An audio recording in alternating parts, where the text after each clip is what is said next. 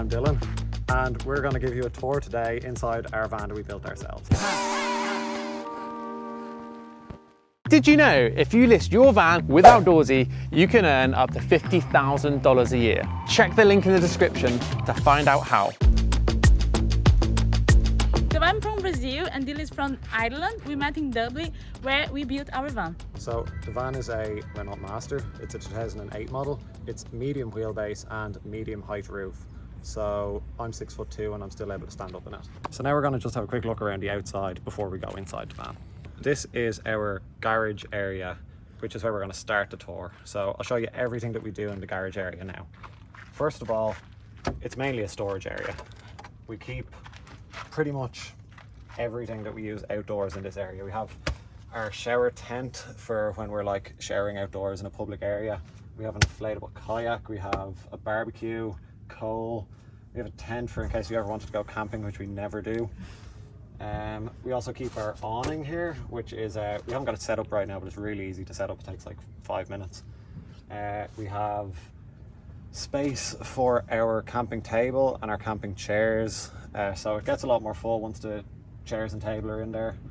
And then in this corner we have a hammock and we have some workout equipment. We wanted to be able to stay fit on the road, and we had to think about what the best equipment was for traveling in a van. And weights would obviously be great, but we wanted to keep the weight down. So we brought resistance bands, which are just such a versatile piece of equipment. They're great. We have yoga mats just for stretching, whatever. And we have a TRX, which is a really useful piece of workout equipment that I recommend for anyone who wants to work out when they're traveling in a van. So a lot of vans will have a point that's strong enough to hang something like this from. This will easily support my body weight when I'm doing body weight rows or whatever. Or you could mount a point to mount it on. And we also sometimes just hang it from a tree if we're parked up like anywhere in nature.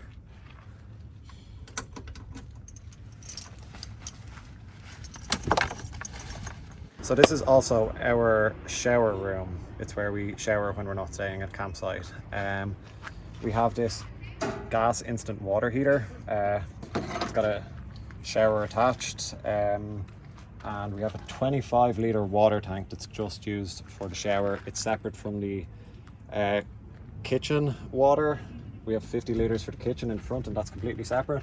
It has its own pump, and we keep it inside the van here when we're not using it. It just fits right in here, and then we can take it out and hang it on the back door, and it's really easy. So the first thing you see when you come to our van is our sink, which is a Belfast sink, baby Belfast sink, and our domestic tap, which is beautiful. So the sink weighs about 40 kilos, which is a lot of weight, but we just really wanted this style of sink. We were kind of obsessed with Belfast sinks when we were building our van, and we just like had a bit of a search to find it, but we finally did.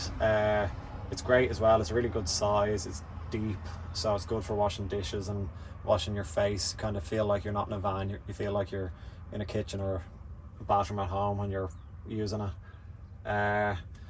We also have this domestic tap, which is great. It's got a normal function and a spray function, and it also reaches outside, so if you want to wash your feet or whatever after coming in from the beach, it's handy just to have that. So underneath the sink we have some storage. We have this pop-out shelf, which is just where we keep our toothbrushes and toothpaste. This is my side and this is Louisa's side, and that's all we keep in there. And then below that we have our plumbing.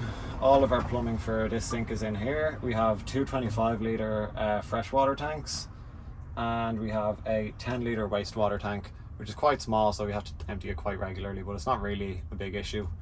Hasn't been anyways.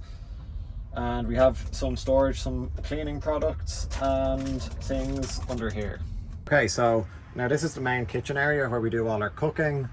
In this bottom cabinet here, this is our gas locker. We have a 6 kilo gas bottle here. It's refillable and it has an external filling point.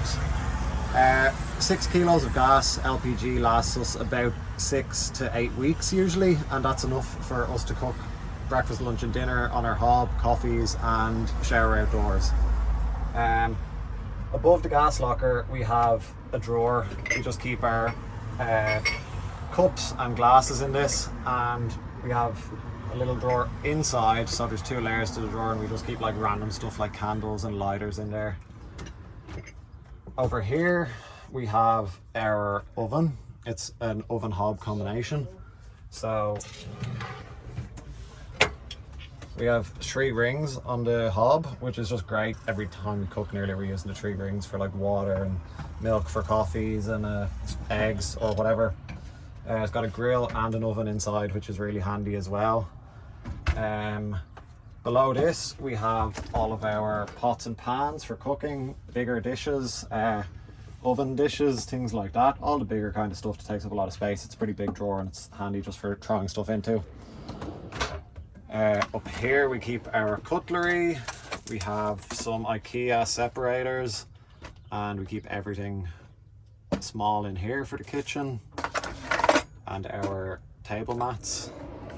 And then below that we have our Dometic fridge. It's the CRX 80 model. It's like 78 litres or something. It's great, like we can do a shop and we can always fit all of our shopping in. Loads of space. It's not too bad on power consumption. I haven't really calculated it, but it takes, I think, about 30 amp hours a day, which isn't too bad. We get it back from solar usually if the weather's good. And it's got a little freezer in the top as well, which is really handy. It's got 4 settings for temperature. So maximum setting is really cold. We usually get away with just using the second setting, even when the weather is like in the 20s or 30 degrees, still keeps things cool. So underneath the whole kitchen cabinet we have our heating system.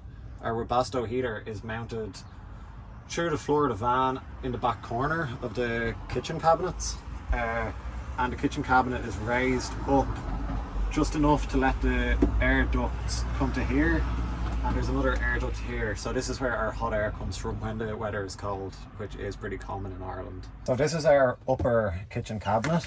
You can see inside we just keep food, cereal, a few bowls, coffee supplies, the 1 wine glass that we haven't broken yet, eggs and pasta and rice and stuff like that in here.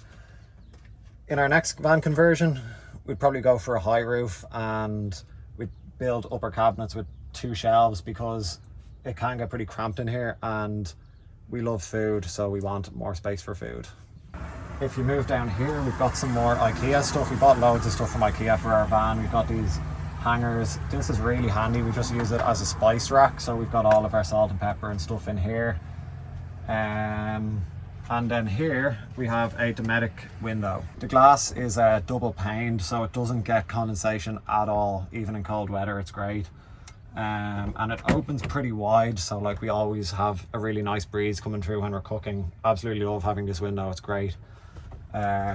We built the frame with 2x1s, just painted white. The ledge is a 3x1. All of the carpentry we did in the van, we just used plywood. We used plywood panels and 2x1s essentially to build all of these cabinets. So here's our bulkhead storage area. It's just where we keep loads of random stuff like tools that we don't use very often, and lights for outside when we're setting up camp, things like that. But we don't really use it for everyday stuff. It's just a bit of a mess in there. So we have this small shelf that we built into our kitchen. Beforehand it was just empty space, and we just rebuilt this shelf and extended it longer, and it's just so handy having this here for just little stuff. We have a couple of cookbooks. We have Joe Wicks's cookbook. We have this vegan cookbook because we like to think about going vegan, but we never do. And we have Alexa here, which is just really nice to have in the van, just to say, Alexa, play some music. And here in the kitchen we also have 2 240 volt sockets, just for using the couple of things that we do actually need it for. Most of the stuff in the van we've modified to be 12 volt, or just bought 12 volt stuff because it makes more sense when you're living in a van off batteries. Okay, so now we're moving on to our bedroom and living room. So during the day we have this really big L-shaped sofa, and it's just one of our favorite things about the van. This goes all the way from the door, from the sliding door to the back of the van, and then across the back. So it's well over 6 feet long in this direction, and there's enough space for someone to sit this way, so we can lie down, relax, have a nap or whatever in our van without making the bed at all, which is just great. It's really good for relaxing during the day, and having the extra floor space rather than having a fixed bed is just, for us, was a no-brainer. We just love having the extra space. So the bed is really easy to assemble in the morning and evenings. All we do is just it's a slide out bed essentially. So all we do is slide the base out to here, so the bed is this wide and the legs come out to support it, and then we slide it back in the next day. It's really easy. Underneath the bed we have some IKEA shelves which slide out. They're just baskets and they're just perfect for holding towels, and we keep our bed sheets and pillowcases under here, and underneath we just have winter jackets which we haven't had much use for in Europe the past few months, and a couple more towels and stuff. And on this side we have clothes storage. So these are just drawers which I keep my t-shirts in. I keep some watches. We usually keep our laptops in here as well, and just underwear and swimming shorts and stuff like that in this drawer. And these are Luiza's everything drawers. I don't know what's in there. There's a lot of stuff. And this drawer is our shoe cupboard, and it looks like it's Louisa's shoe cupboard. I don't see any of my shoes in there. And behind here, this little drawer is where we keep our dirty clothes. It's really handy. We just have a basket sitting in there and we just throw the dirty clothes in, and we always wash them before the basket gets too full, obviously. So we have upper cabinets on both sides of the bedroom as well. Just really handy for extra clothes storage. Luiza keeps her clothes in these two drawers, and I keep my clothes in these smaller two drawers, and Luiza also keeps some clothes in my two drawers as well. We have these bungee cords which just stop things from falling out, because sometimes when we're driving things kind of move forwards, and when you open the drawers then everything falls out. So these are really handy. They've been really helpful. So this is our lagoon table where we have breakfast and dinners most of the time when it's cold outside, and here we can work as well. It moves everywhere you want, so it's great for us. We can fit 2-3 people eating comfortably here, and as well we can stay here working, eating, watching TV. It's a great table for us. Fits perfect for all of them. Moving on to our tall cabinet in the center of the van, the mirror cabinet. We have a really big sized mirror which we got custom made for the size of the door, so it's really nice just to be able to like check your outfit and your makeup before you go out or whatever. The other really nice thing about this mirror door is if we're sitting watching TV and the side door is open in the van, we can see the view out the side window. So sometimes we're watching TV, having lunch, and you can have a view of the Alps or a lake or whatever's out that door in the background, just from reflected in the mirror. So let's take a look at what's inside. So this is the inside of our tall cabinet. It's pretty much just used for toiletries and electrics. We have like shampoos and stuff in this tall highest shelf here, and down here we have electrics. We keep our cameras, all of our camera equipment in here. So we have our drone and our Sony camera. We have our laptops in this shelf as well, and down here this is where we keep random, it's a rat's nest of cables. We just keep all of our chargers for everything in here, and we also keep our PlayStation 4 in here when we're not playing it. So next we are going to move on to our home entertainment system. It's something we're both really happy with. When we built the van, we put a lot of effort into making sure that we had all of our home comforts that we were used to. We didn't want to be traveling and feel like we were missing something. So we invested in having a really good Wi-Fi system and a really good electric system so that we could run all our devices and our TV and everything whenever we wanted without having to worry about power.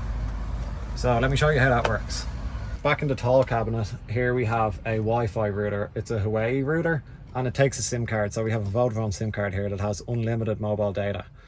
It is limited to 10 megabytes per second download speed, but that's turned out to be absolutely fine for us pretty much everywhere we go. They haven't completely unlimited plan, but it was €45 and it's a bill pay plan, so we just decided to go to €20 pay as you go plan, which has been fine. This router is connected to a roof antenna, and that's what boosts the signal and makes sure that we have good signal pretty much everywhere we go. We've been like at the top of the Alps, you know, random little beaches in Sardinia, and we can always get really good Wi-Fi signal, usually the full 10 megabytes per second. So this is what powers all of our electrics in the van. We have a 200 amp hour lithium battery that we built ourselves.